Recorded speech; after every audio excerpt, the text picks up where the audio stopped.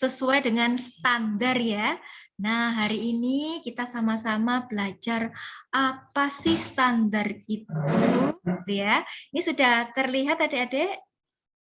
Jadi jaminan mutu adalah bagaimana caranya Sudah, produk Ibu. yang sudah diterima oleh konsumen itu sesuai standar gitu ya, sesuai dengan ketetapan standarnya siapa? Tentunya perusahaan punya standar.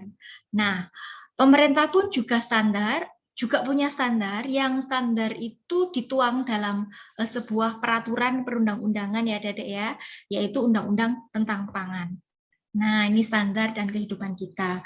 Jadi adik-adik setiap hari kita punya standar ya. Nanti adik-adik kalau milih jodoh pun pasti kan juga ada standarnya ya, ada kriterianya minimal kayak ginilah gitu ya.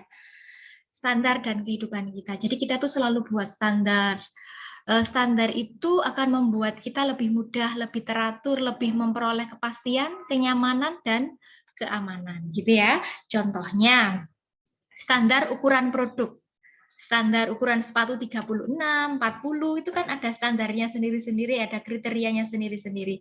Ukuran baju S, L, M, XL, kemudian bohlam, lampu, ada yang 5 watt, 20 watt, itu ada standarnya sendiri-sendiri ya adik-adik ya. Jadi standar itu adalah spesifikasi.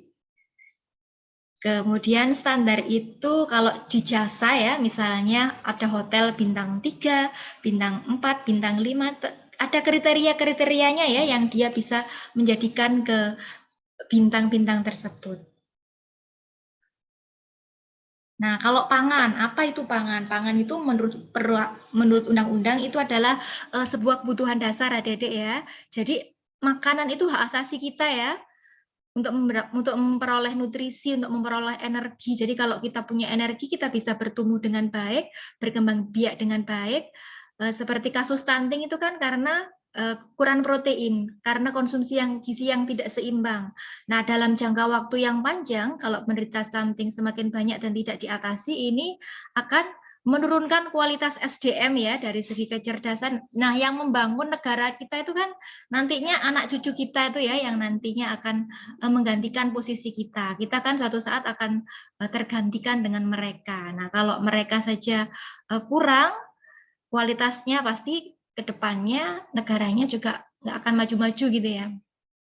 Jadi pangan itu menurut peraturan perundang-undangan, jadi selain makanan itu bermutu ya, baik kalau dalam agama Islam, toyib gitu ya, toyib halal dan toyiban gitu, aman, bermutu, bergizi, beragam ini ya, dan tersedia secara cukup merupakan syarat utama yang harus dipenuhi oleh pengusaha ya, untuk kepentingan kesehatan manusia. Jadi makanan itu nggak hanya enak saja tapi juga aman, bebas patogen, nggak menyebabkan foodborne disease gitu ya.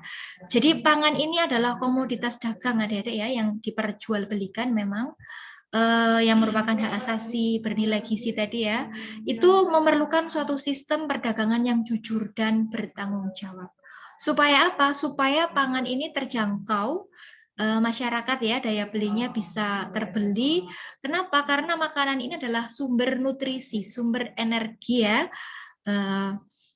untuk meningkatkan pertumbuhan ekonomi nasional. Bisnis kuliner aja luar biasa banyak ya sekarang ya, dan ini semakin maju ya bisnis kuliner di Indonesia karena setiap hari kita memang butuh makanan kan. Dan makanan ini adalah sumber energi gitu kan ya, untuk kita melakukan berbagai macam aktivitas sumber nutrisi gitu kan.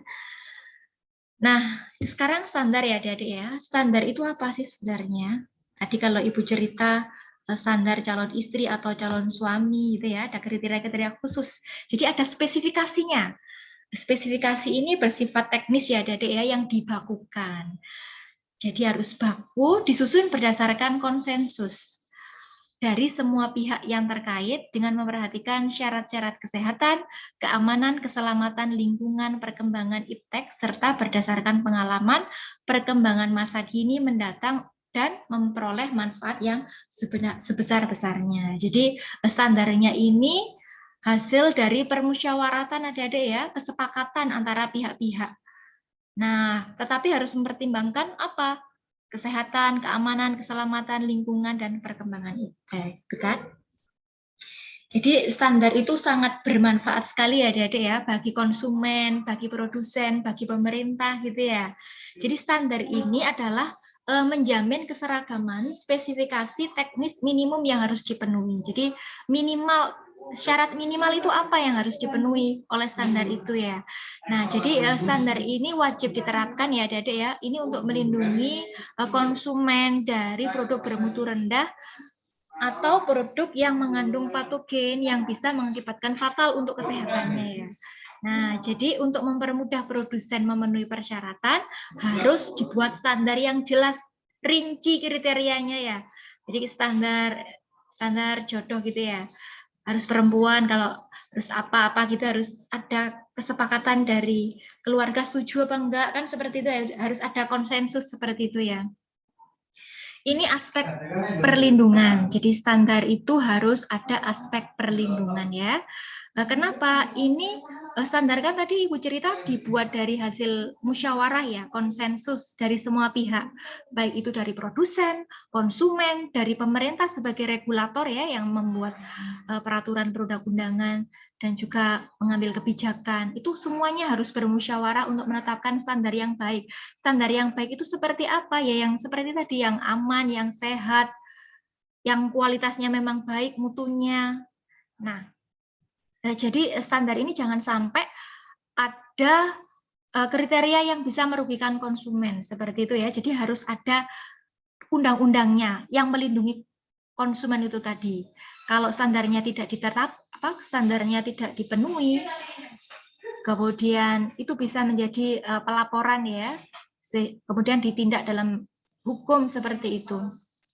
Jadi di situ ditegakkan aspek keadilan ya. Jadi ada aplikasi aspek kualitas, lingkungan, keamanan itu selalu jadi acuan utama ya dalam standar tadi.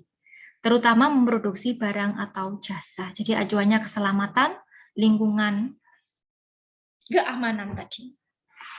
Jadi Ibu tekankan sekali lagi kalau standar itu sangat-sangat penting sekali ya. Penting kenapa? Karena kita bagi konsumen sudah pasti mutu spesifiknya. Seperti yang Ibu cerita, Ibu pilih panci yang ada SNI-nya dibanding yang tidak ada SNI-nya. Soalnya sudah sesuai standar kan kalau ada SNI-nya. Nah, kalau sudah sesuai standar, Ibu beli, kemudian Ibu akan puas menggunakan produk tersebut ya. Aman, nyaman di dalam hati ini. Nah, kalau konsumennya kayak Ibu ini sudah aman, sudah puas, itu akan getuk tular ke orang lain. Wah, ini loh apik barangnya gini. Nah, otomatis penjualannya akan semakin baik ya. Daya saing di pasarnya dia akan meningkat. Jadi, oh aku pilih produk itu saja yang sudah ber-SNI gitu.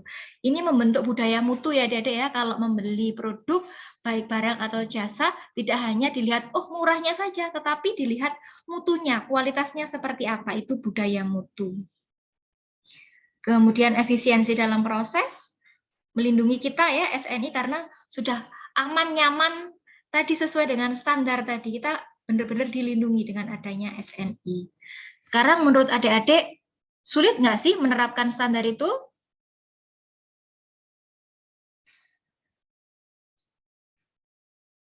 Sulit nggak? Bisa di-unmute dulu? Sulit nggak adik-adik menerapkan standar itu kalau menurut Luis deh? Sulit apa enggak ya? Melapis.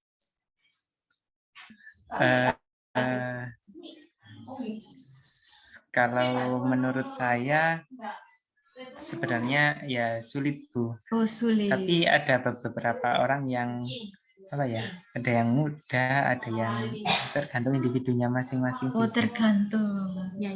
Terima kasih. Kak Hani bagaimana? Sulit nggak sih menerapkan standar Kak Hani? Kalau menurut saya ya lumayan sulit Bu. Oh, lumayan sulit. Kalau Kak Risna bagaimana Kak Risna?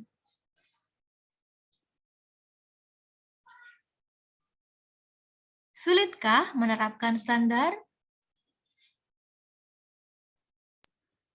Tergantung individunya. Oh, tergantung. Jadi kalau pesimis ya sulit, kalau optimis, wah aku pasti bisa. Itu adalah hal yang mudah, tidak sulit ya Adik-adik ya. Kita harus optimis dan percaya diri, tidak sulit. tergantung dari manajemen puncak, top manajemen. Nanti kalau top manajemen punya kebijakan harus diikuti oleh semua elemen organisasi di perusahaan tersebut sehingga tujuan peningkatan kinerja tercapai. Nggak sulit ya. Kalau pemimpinnya bilang nggak sulit, anak buahnya nggak sulit, gampang. Oke, kita lanjut ke pemahaman standar. Jadi ada Standar Nasional Indonesia, SNI. Apa sih SNI itu? SNI itu berupa dokumen adik-adik. Dokumen apa? Dokumen yang berisikan ketentuan teknis, pedoman, karakteristik kegiatan, dan produknya. Jadi nggak hanya spesifikasi mutu produk aja ya. Jadi ada ketentuan teknis, ada karakteristik, ada pedomannya. Nah, jadi SNI itu sama kayak standar tadi. Kan memang SNI standar nasional Indonesia ya. Jadi Indonesia punya standar. Luar negeri punya standar. Eropa punya standar. Singapura punya standar. Setiap negara punya standar sendiri. Adik-adik kan juga punya standar ya. Nah, jadi SNI ini disepakati dan disusun oleh stakeholder. Stakeholder itu siapa sih, Bu? Ya konsumen, produsen, pemerintah, gitu ya. Ditetapkan oleh siapa? Oleh BSN. BSN itu Badan Standarisasi Nasional. Ada websitenya ya, adik-adik ya. Nanti kepoin aja ya websitenya BSN ini. Siapa tahu adik-adik nanti jadi ownernya pabrik dalam bidang gizi kuliner gitu kan. Nanti ngurus ke BSN gini ya, dikepoin aja. Atau bantu industri yang mau ngurus SNI ini, kita bisa bantu. Dengan sedikit ilmu yang kita miliki kan jadi amal ibadah ya, ladang ibadah buat kita. Jadi BSN ini acuan yang berlaku secara nasional. Kalau mau ekspor Bu ke Eropa Bu ya harus ikuti standar sana gitu ya. Ada standarnya sendiri.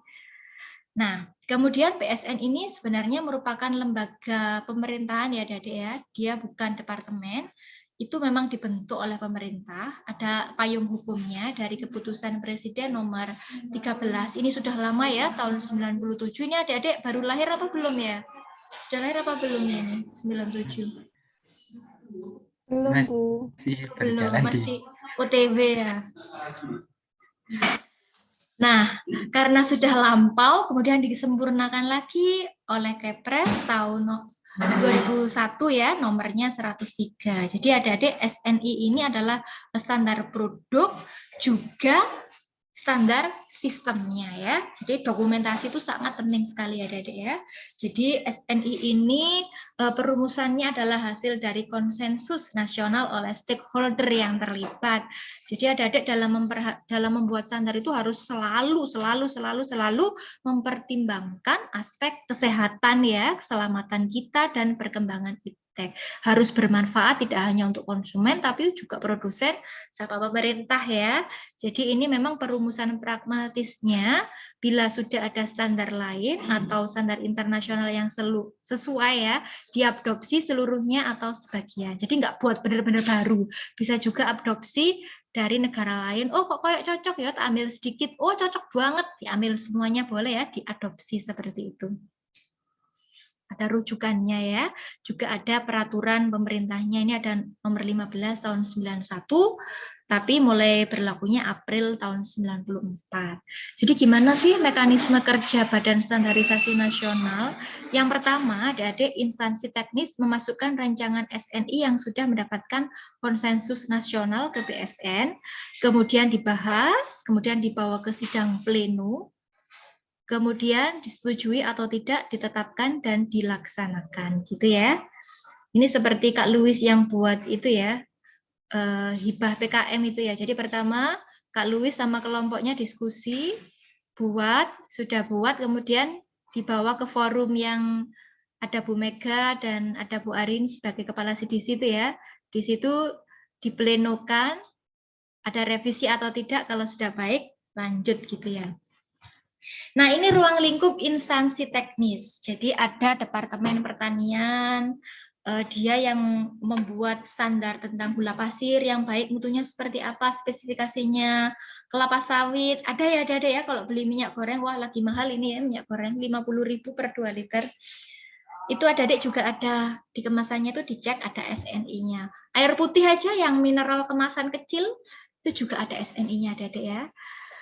Kemudian bahan mentah, olahan, ikutan hasil perkebunan dan peternakan, pangan, perikanan itu yang meregulasi adalah Departemen Pertanian ya. Nah, kalau Departemen Perindustrian dan Perdagangan, Deperindak, itu adalah ini hasil tembakau, rokok, pangan, dan minuman hasil industri pertanian. Kemudian komoditi jasa yang diperdagangkan di dalam negeri dan di luar negeri. Kemudian Departemen Kesehatan itu juga menerapkan standar SNI ya, Dede ya, untuk produk apa? PTM, bahan tambahan pangan, kemudian makanan minuman, serta persyaratan keselamatan, keamanan, kesehatan, dan mutu. Alkes itu juga ini ya, Kemenkes yang membuat standarnya.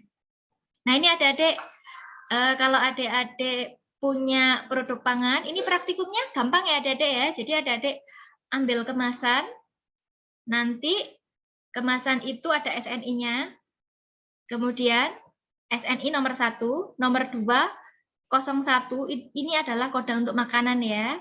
Kemudian 1254, ini adalah nomor dari BSN, tidak mencirikan instansi teknis atau urutan, ini tahunnya. Gampang ya praktikumnya, menganalisa penomoran SNI dari produk yang ada di rumah adik-adik kemasan apa, divideokan. Individu saja boleh ya ini ya, tugasnya ya, gampang kok untuk praktikumnya.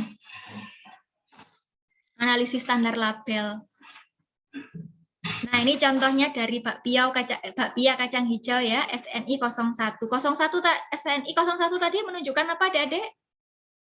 Ibu ulangi lagi ya. Kode makanan. Iya betul sekali.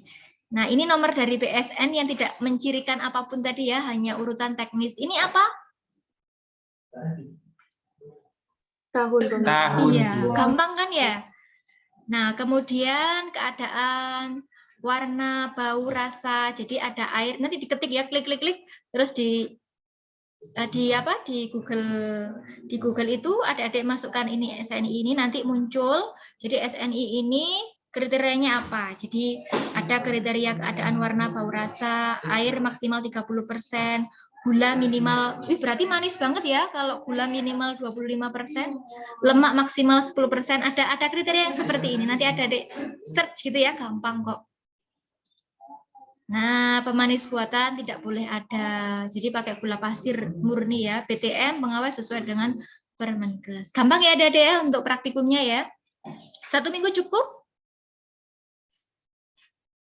Baik, Bu. Kurang? Kurang Mas Lui 1 minggu? 2 minggu? Sehari bisa ini sebenarnya. Tapi banyak tugas yang lain ya.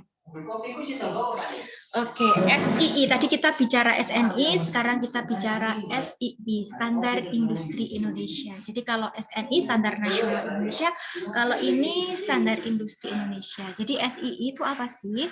Mutu produk hasil industri ya. Kalau tadi boleh makanan, boleh minuman, boleh mainan, boleh helm, boleh panci, boleh alat kesehatan, segala macam ada diatur di situ. Nah, kalau SII ini lebih ke industrinya ya, Dedek ya. Siapa yang nyusun? Kalau tadi BSN, ini siapa? Ini yang nyusun adalah di bawah naungan dari Departemen Perindustrian ya, Dedek ya. Jadi ada 2 jenis SII, yaitu SII sukarela, ada yang wajib. Jadi kalau wajib ini yang menyangkut hajat hidup keselamatan orang banyak. Semen, besi, beton, kabel, lampu, plat baja ini kalau nggak sesuai dengan spesifikasi keselamatan, bisa-bisa amit-amit ya. Contohnya, semen kualitasnya nggak sesuai dengan SII, bangunannya rapuh. Kalau ambyuk, nah siapa yang rugi? Pasti masyarakat banyak ya. Begitu juga dengan kabel, nggak sesuai dengan SII, kesetrum dan segala macam. Ini nyawa taruhannya ya, Dedek ya. Nah, kalau sukarela ini yang tidak menyangkut hajat hidup orang banyak ya, seperti produk makanan, minuman, dan tekstil. Jadi SII ini sudah disusun mulai dari pelita 1 sampai pelita 4 ya. Dulu pelita gitu kan, sekarang sudah enggak lagi ya. Jadi SII ini tidak hanya bermanfaat bagi konsumen saja, tapi juga bagi produsen. Apa manfaatnya? Jadi akan perencanaan dan pengembangan produk itu lebih mudah, terarah, efektif ya. Kenapa? Karena bahan bakunya juga sudah ada SII-nya, sehingga kalau membuat ini sudah lebih efisien, nggak dari awal gitu, nggak dari nol.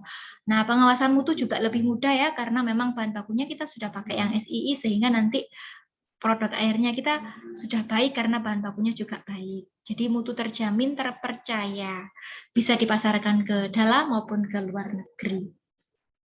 Bagi konsumen, jadi konsumen tahu mutu produk yang dibelinya, konsumen mudah untuk memilih sesuai dengan mutu yang diinginkan dan daya belinya. Kemudian keamanan dan keselamatan produk lebih terjamin. Bagi pemerintah, ini mempermudah pengawasan ya. Kemudian membangun pembinaan industri ke usaha yang lebih sehat, mendorong peningkatan ekspor. Nah, ini adik-adik contoh SNI mutu tepung terigu, SNI 01 ini bidang pangan. Nanti juga adik-adik cari ya, yang seperti ini ya, untuk produk kemasan adik-adik sendiri. Jadi ini ada keadaan bentuk bau, ini kan fisik ya adik-adik ya. Ini biologi, tidak boleh ada serangga, benda asingnya tidak boleh, warnanya harus putih khas terigu, abunya harus maksimal segini, air, protein, keasaman, gizi mikronya juga diukur ya, minimal besinya 50 miligram per kilo, seng, vitamin juga minimalnya ada, asam cemaran logam minimal segini. Nah ini kemudian cemaran mikroba, jadi maksimal koloninya 106, E. coli maksimal 10 ya per gram. Ini ya, ini adik-adik juga sudah pernah ya praktikum berapa koloni per gramnya, berapa koloni per mili untuk semua produk pangan ya.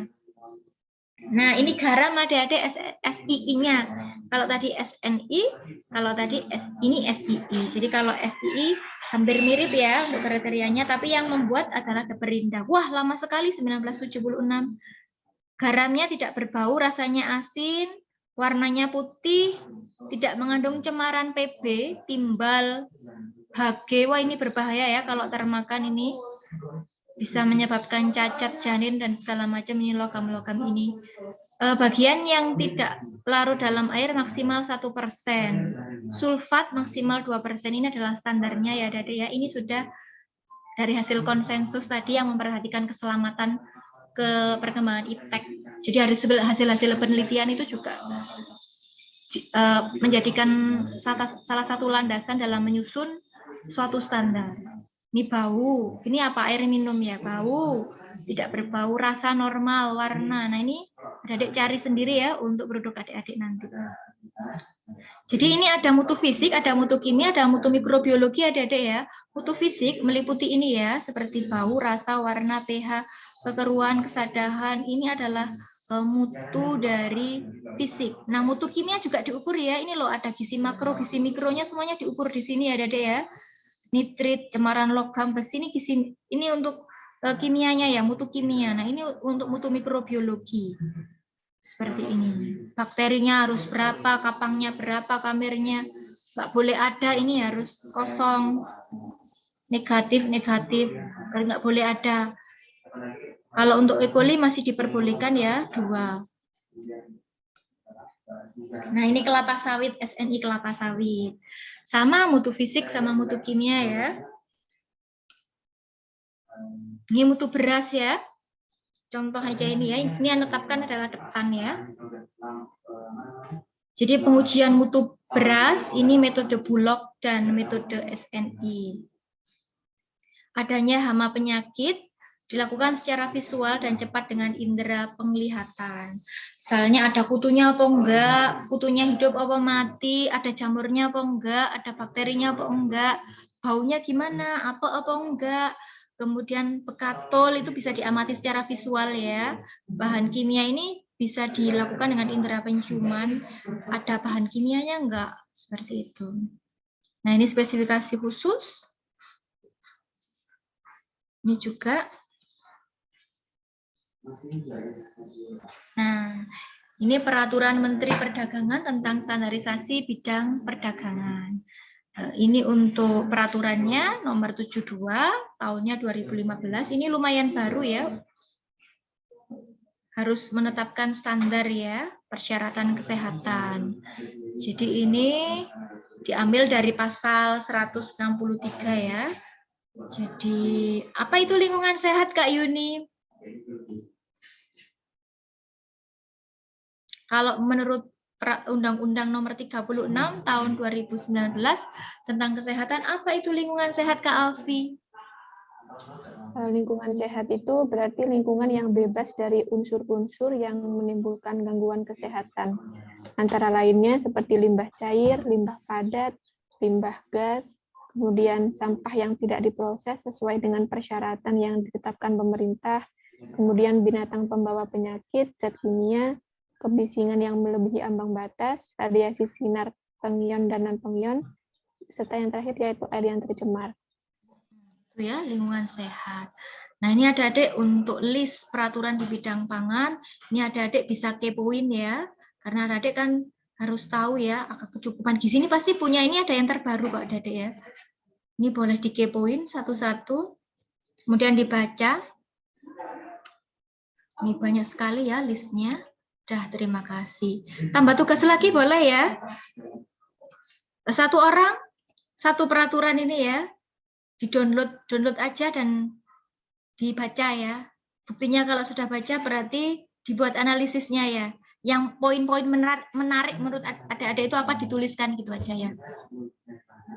Tugasnya 2 ya berarti praktikumnya, maaf ya. Biar adik-adik semakin memahami. Satu mahasiswa satu aturan, boleh pilih yang mana gitu ya. Nah, nanti Kak Louis selaku PJMK dibantu membaginya ya biar beda-beda gitu ya. Terus diupload gitu aja wis.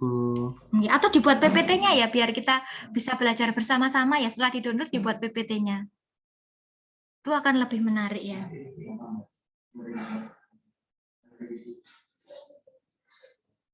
Kapan presentasinya? Nanti aja kalau materinya sudah habis ya, adik sudah observasi. Presentasi hasil observasi, kemudian presentasi juga tentang peraturan perundang-undangan. Gitu aja. Oh, ini ada pertanyaan dari Kak Alia ya. Sebentar. Kak Alia, Kak Hani, sama Kak Risna. Baik, akan Ibu beri nilai dulu biar Ibu tidak lupa.